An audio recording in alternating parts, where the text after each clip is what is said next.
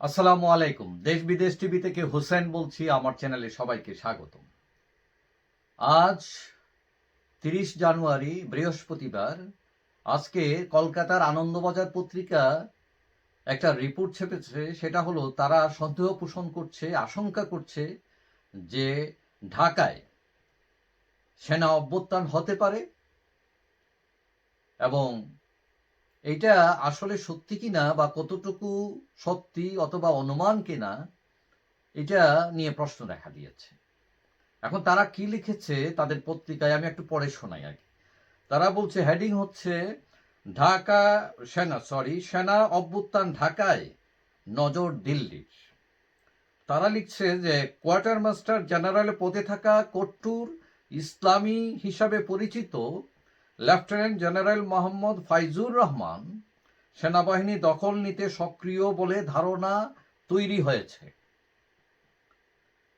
বাংলাদেশে চলতি পরিস্থিতিতে সে দেশের সেনাবাহিনীর মধ্যে একাধিক মেরু তৈরির খবর আসছে, আর তার জেরে ইসলামী চরমপন্থীদের মদতে সেখানে কোনো সামরিক অভ্যুত্থান ঘটে কিনা তার দিকে নজর রাখছে ভারত। সূত্রের খবর, কোয়ার্টার মাস্টার জেনারেল পদে থাকা কট্টুর ইসলামী হিসাবে পরিচিত লেফটেন্যান্ট জেনারেল মোহাম্মদ ফাইজুর রহমান সেনাবাহিনীর দখল নিতে সক্রিয় বলে ধারণা তৈরি হয়েছে।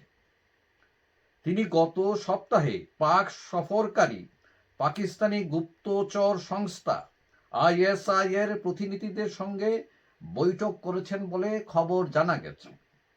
অভ্যুত্থানের পরিকল্পনার সমর্থন তিনি সেনারই একটি অংশ থেকে জোগাড় করার চেষ্টা করছেন। বাংলাদেশের গোয়েন্দা শাখার সঙ্গেও তিনি যোগাযোগ রাখছেন বলে জানা যাচ্ছে। তারপর পত্রিকা বলছে, অন্যদিকে ভারতের সঙ্গে সুসম্পর্ক চেয়ে বার্তা দিয়েছেন বাংলাদেশের সেনাপ্রধান জেনারেল ওয়াকারুজ্জামান। ভারতের সেনাপ্রধান জেনারেল উপেন্দ্র দ্বিবেদীও সম্প্রতি জানিয়েছেন ঢাকার সঙ্গে নয়াদিল্লির চমৎকার সামরিক সম্পর্ক রয়েছে। সে দেশের রাজনৈতিক পরিস্থিতিতে সামরিক বাহিনী এবং নেতৃত্বের গুরুত্ব এখন যথেষ্ট, তা জানে সাউথ ব্লক। তাই সতর্কতার সঙ্গেই বিষয়টির দিকে নজর রাখা হয়েছে। কূটনৈতিক মহলের খবর, এই মুহূর্তে দেশের ভেতর বেশ কিছুটা চাপে রয়েছেন সেনাপ্রধান। তিনি মধ্যবর্তী অবস্থান নিয়ে ভারসাম্যর পথেই হাঁটছেন, কিন্তু সেনার ভেতরে তার বিরোধী গোষ্ঠী শক্তিশালী হয়ে উঠছে। কূটনৈতিক সূত্রের খবর, লেফটেন্যান্ট জেনারেল মোহাম্মদ ফাইজুর রহমান জামাতে ইসলামের কঠোর সমর্থক বলে পরিচিত। জামাতপন্থী অফিসার ও সেনাদের অনেক সময়ই পাশে থেকেছেন। পাকিস্তানের আইএসআই এর মধ্যেও তার মিত্র রয়েছে বলে খবর। বাংলাদেশে ভারতীয় দূতাবাসে প্রজাতন্ত্র দিবসের অনুষ্ঠানে তাকে ডাকা হয়নি। এখন এই যে আনন্দবাজার পত্রিকা তার অনলাইন সংস্করণে এই দাবি করেছে, এটা কতটুকু সত্য?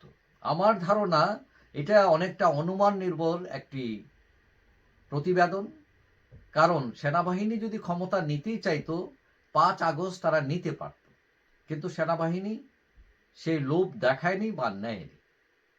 আর পাকিস্তান সফরের কথা যেটা বলা হচ্ছে, আমরা জানি যে এর আগে পাকিস্তানের উচ্চপদস্থ যে জেনারেলরা গেছেন সেখানে, এবং তারা নিজেরা বলেছেন যে তারা এখানে ট্রেনিং এবং সামরিক বাহিনী আধুনিকীকরণ এইসব বিষয় নিয়ে আলাপ আলোচনা করেছেন।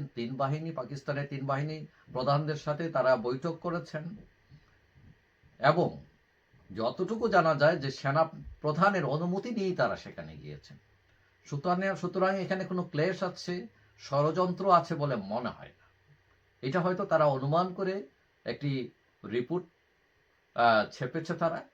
এবং বাংলাদেশে এখন সেনা অভ্যুত্থানের কোনো আশঙ্কা নেই বললেই চলে। কারণ আমরা সবাই জানি যে সেনা শাসন এখন পৃথিবীতে খুবই আনপপুলার, এবং সেনাবাহিনী এখন এই ঝামেলায় যেতে চায় না।